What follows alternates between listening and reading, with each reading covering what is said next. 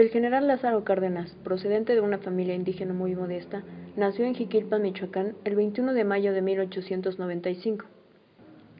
En 1914 se unió a la Revolución Mexicana, dando comienzo a una carrera militar en la que ascendería con rapidez, donde 10 años más tarde era general de brigada. Lázaro Cárdenas asumió la presidencia el 1 de diciembre de 1934. Parecía que se inauguraba un periodo más en el que Calles controlaría el poder político. Se pensó que no podía resolver aquellos conflictos que amenazaban con romper el orden interno y que Cárdenas no habría de llegar al fin del sexenio. El nuevo mandatario vestía un traje oscuro en lugar del atuendo militar que los presidentes utilizaban al asumir el poder. También se negó a vivir en el castillo de Chapultepec y se instaló en este lugar que su esposa Amalia Solórzano bautizó como Los Pinos. El discurso de inaugural de Cárdenas estuvo dirigido al pueblo de México. Aseguró que su plan de acción estaba basado en el conocimiento directo. Desde ese momento, Cárdenas dio a entender que su gobierno estaría apoyado en las masas populares y que intervendría en la vida económica del país para alcanzar un desarrollo con justicia social. Prometió acelerar la reforma agraria, organizar a las masas obreras y campesinas, procurando su mejoramiento económico, social y político, hasta conseguir la máxima igualdad posible, para lo cual daría un franco impulso a la escuela socialista en el campo y la ciudad, y al final de su discurso expresó: he sido electo presidente y habré de ser presidente. Los primeros meses del gobierno de Cárdenas fueron muy difíciles, por la gran cantidad de problemas derivados del callismo, provocando una situación de anarquía, el cual destacaron la agitación religiosa y la agitación laboral. La gente de Tomás Garrido, los llamados camisas rojas, provocaron el más sangriento hecho de la agitación religiosa a final de 1934, al atacar con insultos a un grupo de fieles católicos que asistían a misa en el templo de Coyoacán. Este hecho provocó la muerte de 12 católicos.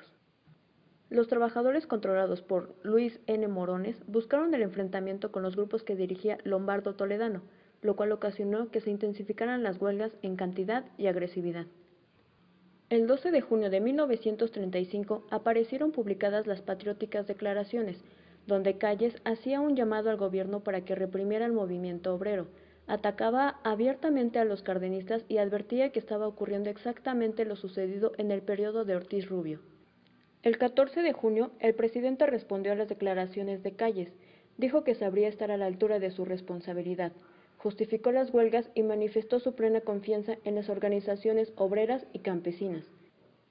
Cárdenas hizo renunciar a los miembros de su gabinete y destituyó a los jefes militares más adictos a Calles. A pesar de la derrota sufrida, los callistas se proponían a recuperar su fuerza política y por este motivo Calles regresó a México, al parecer con intenciones de encabezar la oposición. Recurrió a la provocación de la lucha cristera e incitaron al pueblo a la rebeldía contra el gobierno. El ala izquierda del Senado declaró traidor a Calles y dictaron órdenes de aprehensión contra él, contra Morones, Luis L. León y Melchor Ortega. En la noche del 9 de abril de 1936, Calles fue aprehendido en una de las casas que poseía cerca de la capital. Poner fin al maximato fue una de las acciones de Lázaro Cárdenas, sobre todo porque sin hacer uso de las armas consolidó el presidencialismo, dándole una autonomía que sería definitiva. El 1 de febrero de 1936, los obreros de la vidriería Monterrey, en la capital de Nuevo León, paralizaron sus labores reclamando el reconocimiento de su sindicato. Ante la gravedad del conflicto obrero-patronal, el presidente Cárdenas se trasladó a esa ciudad, donde presentó un plan de 14 puntos que defendía los postulados de su gobierno frente al capital y al trabajo. Entre el 21 y 24 de febrero de 1936 se creó la Confederación de Trabajadores de México, CTM, impulsada por Cárdenas con el propósito de organizar a los trabajadores en una central única que pusiera fin a las pugnas sindicales. También proponía luchar por reducir la jornada laboral y obtener salarios más altos, educación y enseñanza técnica, protección a la mujer y el joven trabajador. Se consideró que en la CTM no deberían entrar los campesinos, puesto que tenían intereses diferentes a los obreros, pero no se opuso a que formaran su propia organización. El 28 de agosto de 1938 fue creada la Confederación Nacional Campesina, CNC. Esto fue por decreto de Cárdenas y por medio del PNR. El día 18 de marzo de 1938, Cárdenas decretó la expropiación de los bienes de las compañías petroleras extranjeras, reafirmó la soberanía nacional y el apoyo de las masas organizadas al gobierno. El 30 de marzo de 1938 se disolvió el PNR y se formó el Partido de la Revolución Mexicana, PRM, bajo el lema "Por una democracia de trabajadores", que estaba dividido en 4 sectores: obrero, agrario, militar y popular. El Partido Acción Nacional, PAN, fue creado en una asamblea celebrada del 14 al 17 de septiembre de 1939, con la iniciativa de Manuel Gómez Morín, quien fuera rector de la UNAM entre 1933 y 1934. Era un partido de oposición que integró a las personas católicas en su mayoría, inconformes con la política cardenista y con el socialismo en que se sustentaba. Otros partidos que se crearon en contra de la política cardenista fueron el Partido Revolucionario Anticomunista y el Partido Revolucionario de Unificación Nacional. Durante el cardenismo se funda el Instituto Politécnico Nacional, se crea el Departamento de Asuntos Indígenas y el Instituto Nacional de Antropología e Historia, este último en diciembre de 1938. Bajo el lema "México para los mexicanos", Cárdenas llevó adelante una estabilidad política, especialmente trascendente por lo que respecta al petróleo. También se ocupó de proteger a la población indígena, impulsó la reforma agraria, nacionalizó los ferrocarriles y estableció una enseñanza pública, laica y obligatoria. Cárdenas dejó la presidencia en 1940, pero no la vida política. Promovió la candidatura de Manuel Ávila Camacho.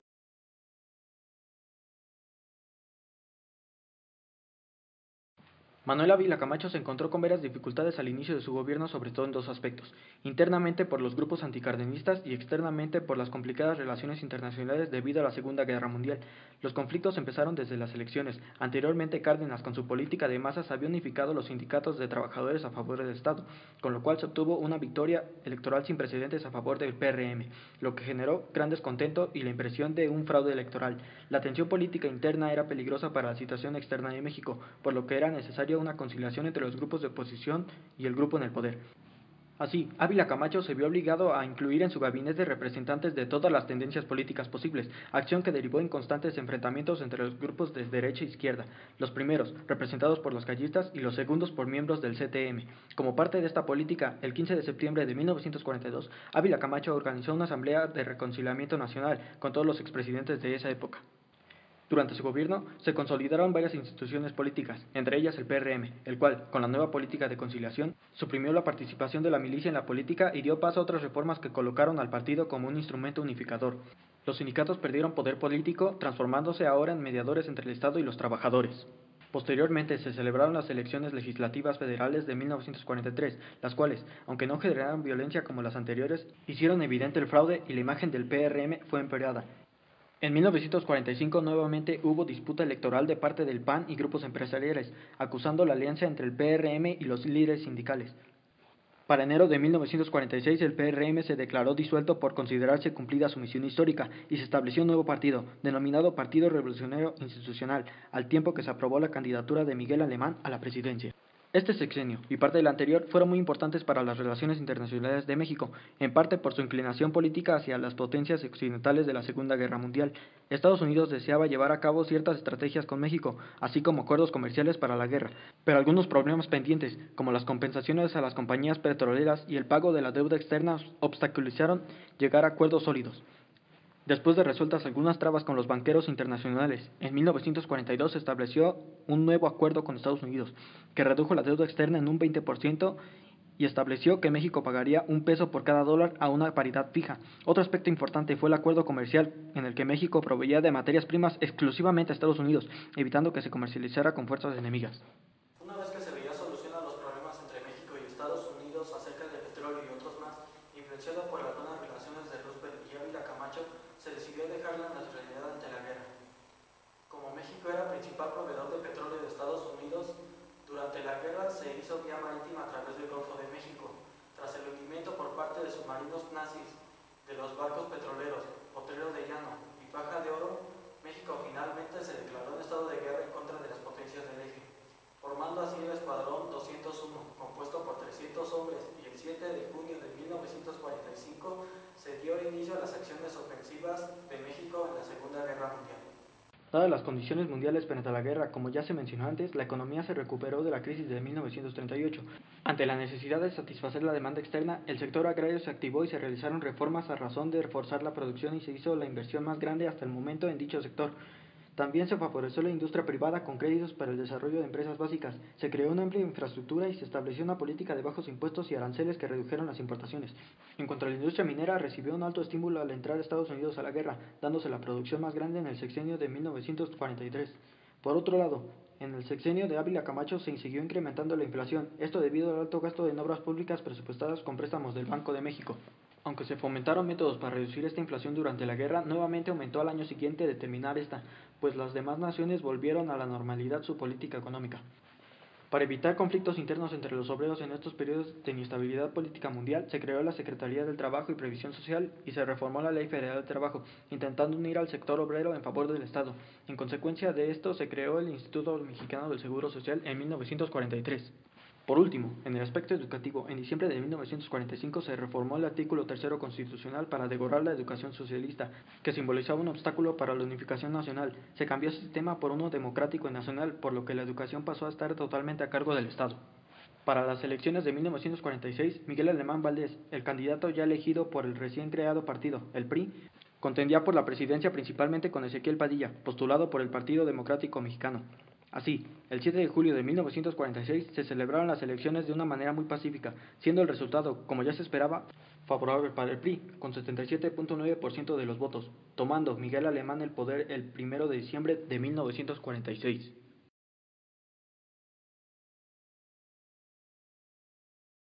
Miguel Alemán Valdés nació en Sayula de Alemán el 29 de septiembre de 1900 y se convirtió en presidente de México a los 46 años de edad, después de ser el secretario de Gobernación de Manuel Ávila Camacho y ya con la experiencia de ser gobernador del estado de Veracruz.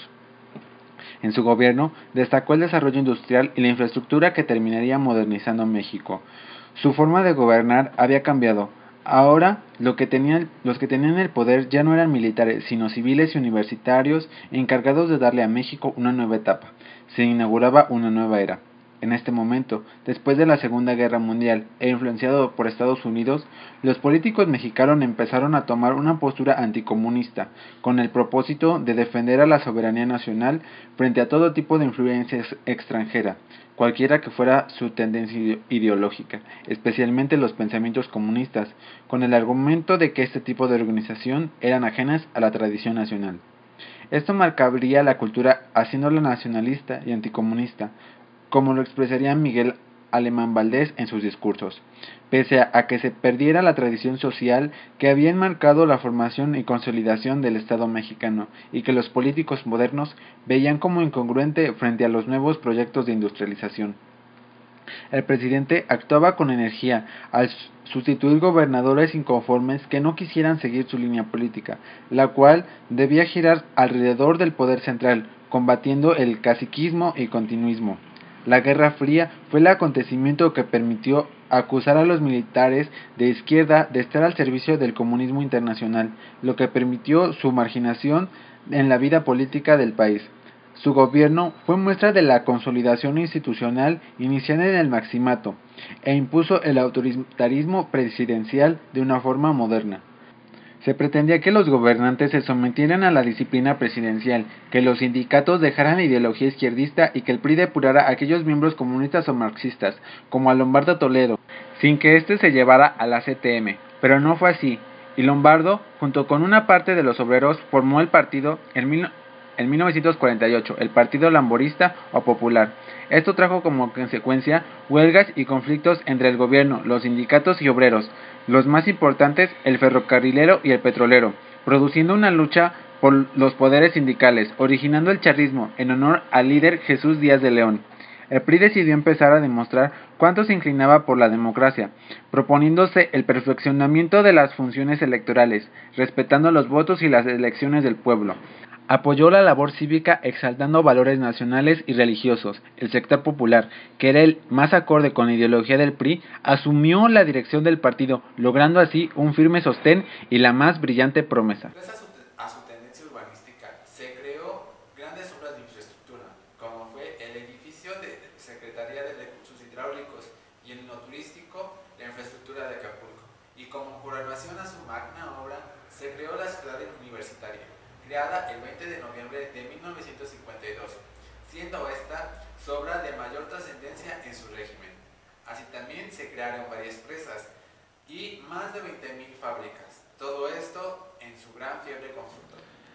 El presidente pretendía acelerar la industrialización y desarrollo económico de la nación, aumentando la inversión y financiamiento extranjero. Se pidieron más de 209 millones de dólares que por diferentes circunstancias solo otorgaron 150 millones, que no pudieron ser ocupados en su totalidad. También en el sector petrolero se necesitaba hacer inversiones, pero esto puso en riesgo la soberanía de México por más de 3 sexenios, con los llamados contratos riesgo, que permitían la manipulación de Pemex por parte de los extranjeros. Se crearon empresas manufactureras y en otras ramas industriales un proteccionismo extensivo.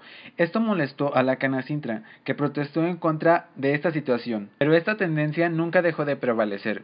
La relación con Estados Unidos se vio afectada ya que México no quiso ser miembro del Acuerdo General sobre Aranceles, pues desfavorecía mucho y no iba a la par del desarrollo nacional de ese sexenio. Aunado a esto, los emigrantes estaban causando otros conflictos, ya que por esos años la deportación de inmigrantes afectó mucho las actividades fronterizas y solo cuando Estados Unidos le convenía aceptaba o facilitaba el acceso a su país a los braceros mexicanos. Una enfermedad que afectaba al ganado, la fiebre aftosa, surgió en los últimos meses de 1946. Estados Unidos cerró sus fronteras a los productos mexicanos relacionados con actividades pecuarias, ofreciendo como medida el exterminio de ganado para erradicar esa enfermedad, sacrificando así a más de 2 millones de animales, causando protestas y violentas revueltas, que dejaron como saldo algunas muertes por manos de campesinos y anarquistas, logrando la evaluación del problema y favoreciendo nuevas medidas que consistían en cuarentena, vacuna y sacrificio solo en casos estrictamente necesarios. Desafortunadamente, las importaciones crecieron y se acentuó la inflación. Para solucionar el problema, se intensificó la producción industrial y agrícola, haciendo que el empleo aumentara y con esto la calidad de vida de los trabajadores. Es decir, era una política proteccionista que no le gustó a Estados Unidos. Para aumentar la producción agrícola, se modificó el artículo 27, permitiendo la propiedad privada y ampliando la propiedad ejidal, repartiendo más tierras e invirtiendo el capital restante del que se empleó en la campaña de la fiebre aftosa. El gobierno disminuyó el control sobre la banca privada, aumentó el crédito, pagó un poco de la deuda pública. No obstante, la inflación no dejó de aumentar y se dio un nuevo periodo de recesión.